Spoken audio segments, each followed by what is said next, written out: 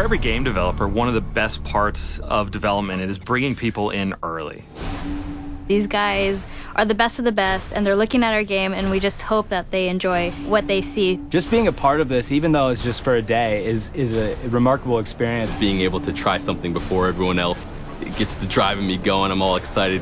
You see this competitiveness, this sort of how can I use what he just told me to my advantage. That's all we've ever wanted, to be able to give our input and make the game that we all love and play that much better. Kill confirmed.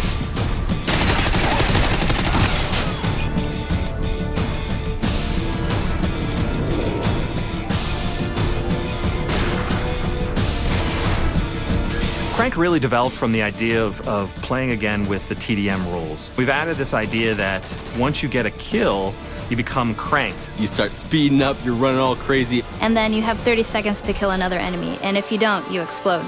And die. And all of a sudden it becomes very frantic Call of Duty. Lots of kills really quickly. I was running around the map going crazy looking for that last kill at the 2-second mark. You get a guy in your sights and someone comes in and steals that kill from you, and then you blow up. That's kind of a problem.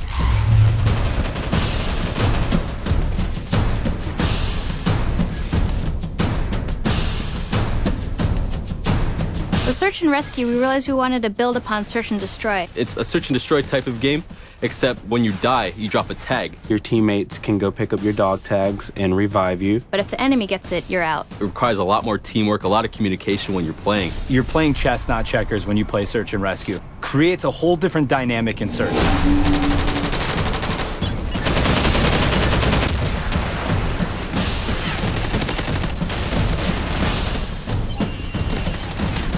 Reviving teammates and taking out the enemy's tags became another objective within the search and destroy mode. I think it's going to be a lot more strategy involved.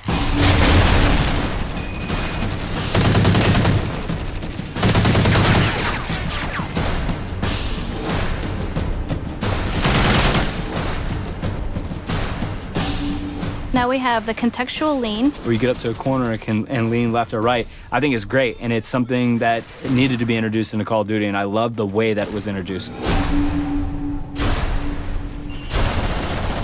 Knee slide's badass. To be able to slide and then get into a position and be ready to roll in that position is a unique thing in Call of Duty. Basically, when you're sprinting, you do like a cool slide animation. I was sliding all over the place with that thing. And also the mantling ability. Basically, when you're climbing up on stuff, you like carry your momentum with you. I love that. It just promotes faster gameplay, more swift movement.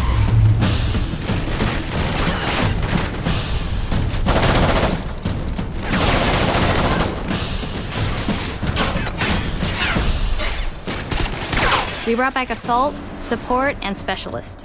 And with Assault, I saw a lot of people choosing the dog, and it's one of my personal favorites as well. To have this companion, this dog that helps you out, is so cool. It'll growl or bark when there's an enemy nearby, so you may be alerted to someone upstairs or right out the corner.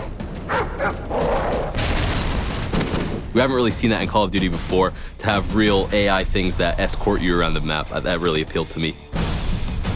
We revamped the way we use UAV. Now they're called SATCOMs. This adds a different element as far as being able to hide these, stack them, put them off to the side, and then play a little bit more defensive mind, because now you can actually protect your UAV. The first tier will give players eyes on.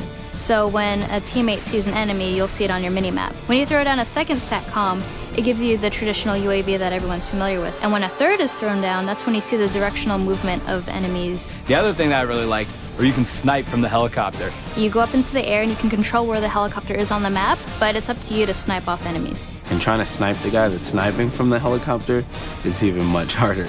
It's definitely going to be fun. I'm going to love this every second of it. We're also adding a new robust perk system. Basically, they've split a bunch of perks from the old Call of Duties and made a pretty big list of them. Some perks may be more useful than others or more powerful than others. It may take up 5 allotted slots, it may take up 4, just depending on what you want to use.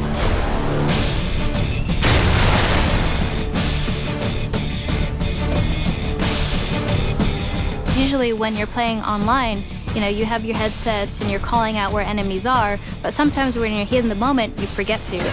With Battle Chatter, it picks up on where the enemies are and it'll notify you. And there's a couple times where I turned around because there was a guy screaming and I was trying to figure out what he's talking about. And he's right, like there's someone on my 6, there's someone behind me. It gives you a better sense of where enemies are, even if you're kind of shy and you want to stay quiet throughout the game.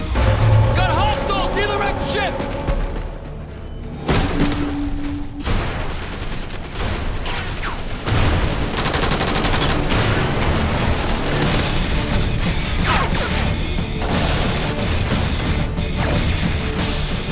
Working on Call of Duty Ghosts has been an amazing trip. We're getting close to the finish here. Everyone's really excited. We were a launch title for the 360, and now to be a launch title for the Xbox One, it's a really, it's kind of a fun, monumental occasion for us. We know it's a lot more work. We know it's a lot harder, and that actually, I think, just drives us more. And I'm really excited about how Call of Duty Ghosts is going to turn out on Xbox One.